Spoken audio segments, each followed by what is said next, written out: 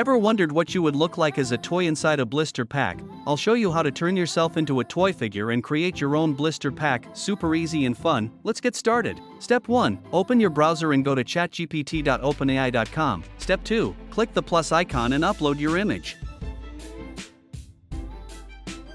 Step 3. Type this prompt: create an image of me. Transform me into a whole body toy in the photo, making it an action figure. Next to the figure, include the toy's equipment, each in its individual blister pack. Item 1, MacBook Pro. Item 2, headset. Item 3, mechanical keyboard. Item 4, HTML, CSS, JavaScript logo. Do not repeat any equipment under any circumstances. The card holding the blister packs should be a strong orange color. Additionally, write Sherwin-Anos at the top of the box, with web designer/developer beneath it. Ensure the figure and equipment are all inside their respective blisters. Visualize this realistically. Wait for generated image, and there you have it. Your very own action figure inside a blister pack. What character would you turn yourself into?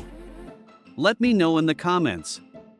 And if you found this fun, don't forget to like, subscribe, and hit the notification bell so you don't miss more creative tutorials like this.